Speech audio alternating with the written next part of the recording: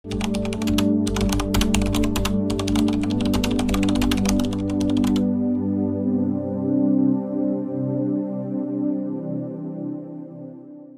isang iglap, pwedeng magbago ang takbo ng ating buhay, lalo na kapag dumating ang lindol.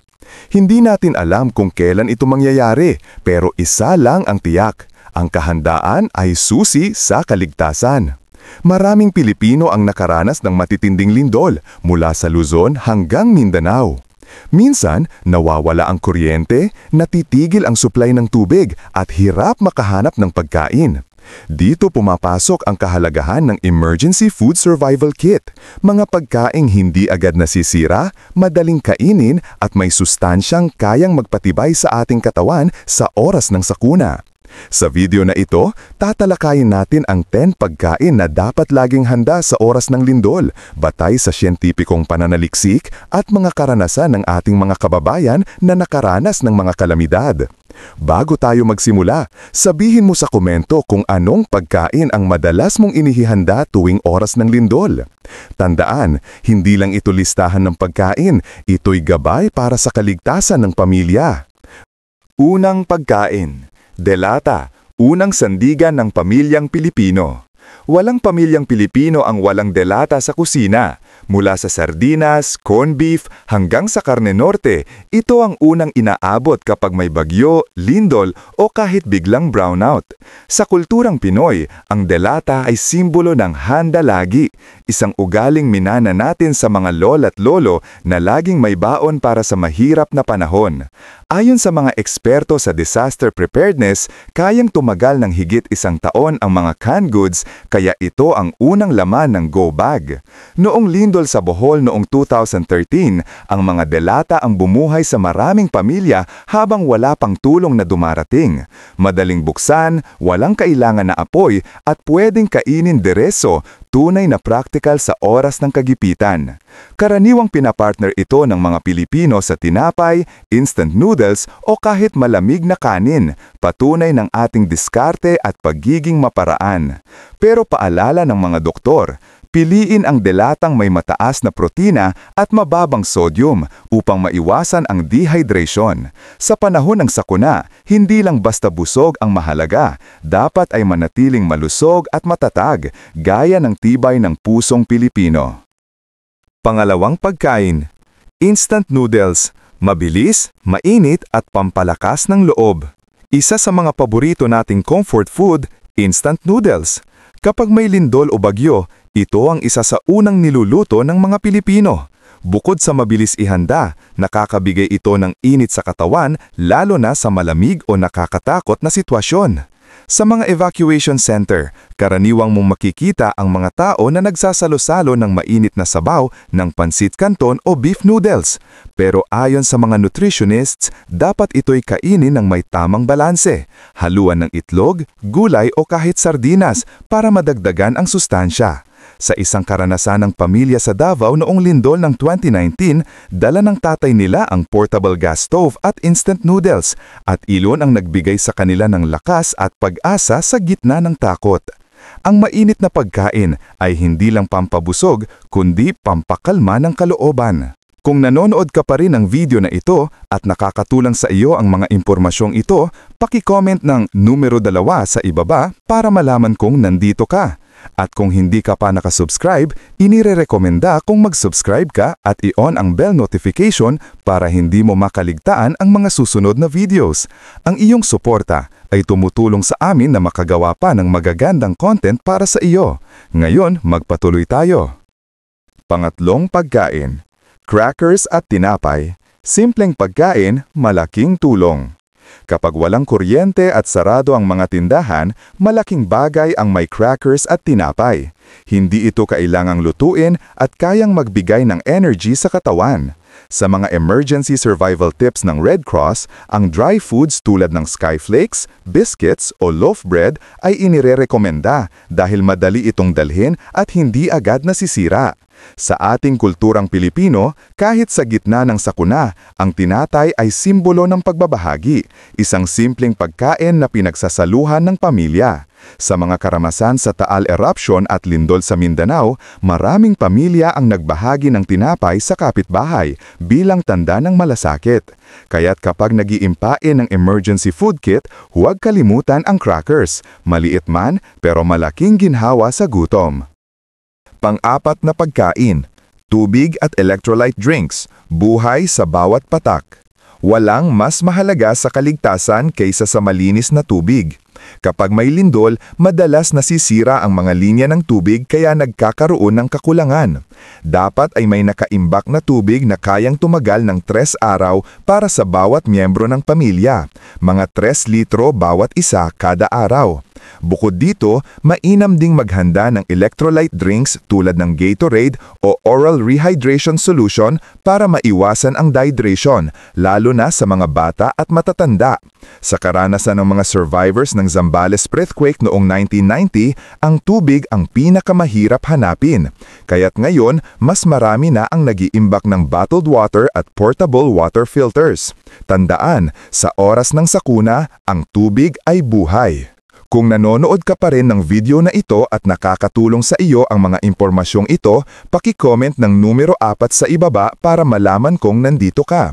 At kung hindi ka pa nakasubscribe, inirerekomenda kong mag-subscribe ka at i-on ang bell notification para hindi mo makaligtaan ang mga susunod na videos. Ang iyong suporta ay tumutulong sa amin na makagawa pa ng magagandang content para sa iyo. Ngayon, magpatuloy tayo. Pang-5 pagkain. Energy bars at nuts, maliit pero masustansya. Kung limitado ang espasyo sa iyang survival bag, energy bars at mani ang sagot. Puno ito ng protina at healthy fats na nagbibigay ng lakas kahit maliit lang ang nakakain. Maraming mountaineer at rescuer ang nagdadala nito dahil hindi ito madaling masira. Sa kulturang Pilipino, madalas nating makitang baon ng mga OFW o travelers ang mani at choco bars, parehong mura at mabisa sa gutom. Sa pananaliksik ng World Health Organization, WHO, ang mga mani tulad ng kasuy, mani at pili nuts ay nakatutulong sa pagpapanatili ng energy level sa panahon ng stress. Sa oras ng lindol, ang simpleng kagat ng energy bar ay maaaring magbigay ng lakas at pag-asa sa buong araw. Pang-6 na pagkain, dried fruits at prutas na hindi madaling masira. Sa panahon ng bagyo o anumang sakuna, mahalaga ang pagkaing madaling itago at nagbibigay ng mabilis na enerhiya. Dito pumapasok ang dried fruits tulad ng saging, mansanas at dried mangoes. Hindi lang ito masarap at natural na pampatamis, puno rin ng fiber at bitamina na kailangan ng katawan lalo na sa mga senior o bata. Sa maraming tahanan sa probinsya, nakasanayan na ang pagpapatuyo ng mangga, papaya at saging bilang baon sa paaralan o trabaho. Isang tradisyo Pilipino ng pagtitipid at kahandaan. Bukod sa praktikal, may sentimental na halaga rin ito. Parang alala ng simpleng buhay sa baryo at ang aral na laging handa sa oras ng pangangailangan. Ayon sa Food and Nutrition Institute, ang maayos na nakapak na dried fruits ay maaaring tumagal ng 6 na buwan hanggang 1 taon. Kaya't kapag naghahanda ng emergency kit, huwag kalimutan ang ganitong prutas. Mas magaan dalhin, hindi madaling masira at nagbibigay ng natural energy na kailangan sa oras ng kagipitan. Isa pa, pwede rin itong gawing merienda sa pamilya habang naghihintay na bumalik ang kuryente o tubig. Kaya siguradong hindi lang nakakatulong sa kalusugan, kundi nakaka-boost din ng moral ng buong pamilya. Pang-7 pagkain, kape at gatas para sa moral at kalma ng loob. Sa gitna ng bagyo at gulo, minsan ang pinakamalaking ginhawa ay isang simpleng tasa ng mainit na inumin. Para sa mga Pilipino, ang kape ay higit pa sa pampagising. Ito ay simbolo ng pag-asa at lakas ng loob. Sa bawat umaga, kahit may problema o nagaganap na kalamidad, maraming pamilya ang nagsisimula ng araw sa kape. Hindi lang ito nakakapagbigay ng enerhiya, kundi nagiging sandigan ng emosyon at moral ng loob. Samantala, ang gatas ay mahalaga lalo na sa mga bata at matatanda. Nagbibigay ito ng protina at calcium na kailangan ng katawan para manatiling malakas at alerto sa oras ng krisis. Sa mga evacuation center, kahit isang simpleng sachet ng 3-in-1 coffee o gatas nagiging dahilan para mangitian ang mga tao at makapagbahagi ng munting kwento at aliw sa gitna ng takot at pangamba. Ayon sa mga eksperto sa psychology, ang mainit na inumin ay natural na nakakapagpababa ng stress at anxiety. Kaya't sa paghanda para sa bagyo o anumang sakuna, hindi sapat ang pagkain at tubig lang. Maglaan ng ilang sachet ng kape at gatas sa inyong survival pack para sa katawan at lalo na sa puso. Sa simpleng tasa ng inumin, nagkakaroon tayo ng sandali ng katahimikan, ngiti at pag-asa na magpapalakas sa atin sa kabila ng unos. Pang-8 pagkain, ready-to-eat meals sa military rations. Sa ibang bansa tulad ng Japan at US, karaniwan na ang MRE o Meal Ready to Eat, mga pagkain na pre-packed, kumpleto sa protina, carbohydrates at bitamina, at hindi na kailangan lutuin. Sa Pilipinas, unti-unti na rin nagiging available ang ganitong klase ng pagkain, lalo na sa panahon ng bagyo at iba pang kalamidad. Ang mga locally made survival meals ay may shelf life na umaabot ng 2 taon o higit pa, kaya perfect itong idagdag sa ating emergency kit. Ayon sa DOST, napaka-practical ng mga ready-to-eat meals sa relief operations. Hindi lang basta madaling ipamanghagi, ligtas rin itong kainin kahit sa matagal na panahon. Para sa mga pamilyang Pilipino, lalo na sa mga lugar na madalas tamaan ng bagyo, isang pack lang ng ganitong pagkain ay maaaring magsilbing isang buong pagkain para sa isang tao. Isipin mo na lang, sa gitna ng ulan at baha, isang pack, isang buong meal at isang hakbang palayo sa gutom at pangamba.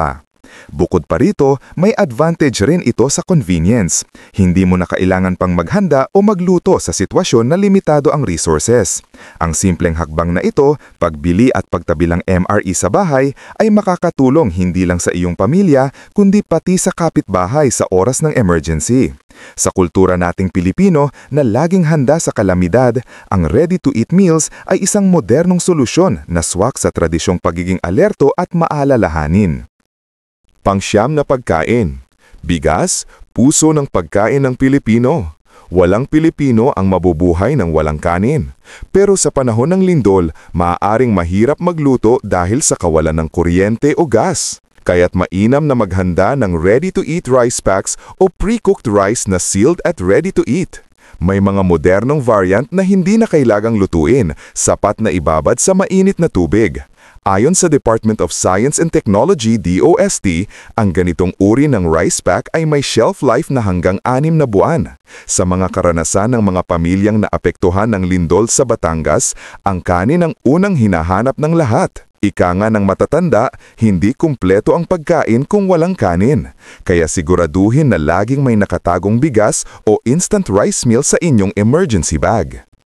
Pang-10 pagkain. Asukal, kape at iba pang simpleng panustos. Sa huli, huwag kaligtaan ng mga simpleng panustos tulad ng asukal, asin o powdered juice. Maaaring maliit lang ito pero sa oras ng krisis, malaki ang nagagawa. Ang asukal ay nagbibigay ng mabilis na energy, habang ang asin ay nakatutulong sa electrolyte balance. Sa mga nakaranas ng mga lindol sa Visayas, maraming pamilya ang nagsasabing ang simpleng kape na may asukal sapat na para magpatuloy. Kaya't kahit gaano kaliit, magtabi ng ganitong mga basic items dahil sa gitna ng kaguluhan, ang simpleng lasa ng pamilyar ay nagbibigay ng lasa ng loob. Pangwakas na kaisipan. Ang tunay na kahandaan ay gawa, hindi lang salita. Mga kababayan, hindi natin maiiwasan ang lindol, pero nasa ating mga kamay ang pagiging handa. Hindi kailangang mamahalin o komplikado ang mga ihahandang pagkain. Ang praktikal, masustansya at madaling kainin ay sapat na para sa pangangailangan sa oras ng sakuna. Sa bawat delata, kanin o simpleng kape, naroon ang diwa ng pagiging Pilipino, ang ating kultura ng pagtutulungan, malasakit sa kapwa at kakayahang magtiyaga sa kahit anong hamon. Ang paghahanda ay hindi lamang para sa sarili, kundi para sa pamilya at kapitbahay. Sa ating mga barangay, kilala ang Pilipino sa kusang loob na pagtulong sa panahon ng sakuna. Kaya't sa bawat lata ng sardinas, bote ng tubig o pack ng instant noodles na inilalagay sa emergency kit, kasama ang diwa ng pagkakaisa at pagmamalasakit. Ngayon pa lang, simulan na ang paghahanda. Huwag hintayin ang lindol o iba pang kalamidad para maipakita ang ating kahandaan. Ang bawat butil ng kanin, bawat patak ng tubig, at bawat simpleng pagkilos ay maaaring magligtas ng buhay. Sa panahon ng sakuna, hindi lamang ang pagkain ang mahalaga, kundi ang puso at pagkilos nating mga Pilipino. Ang pagiging handa ay hindi salita lamang, ito ay gawa. Ipakita natin ang ating tapang, pagmamahal at malasakit sa pamamagitan ng konkretong paghahanda at maging halimbawa sa ating komunidad. Kung nagustuhan mo ang video na ito at nakatulong ito sa iyo, mangyaring i-like, mag-subscribe at i-share. Ang inyong suporta ay tumutulong sa amin na patuloy na gumawa ng magagandang content upang kayo ay mabigyan ng kaalaman at inspirasyon. Salamat sa panonood at inaasahan naming makita kayo sa susunod na video.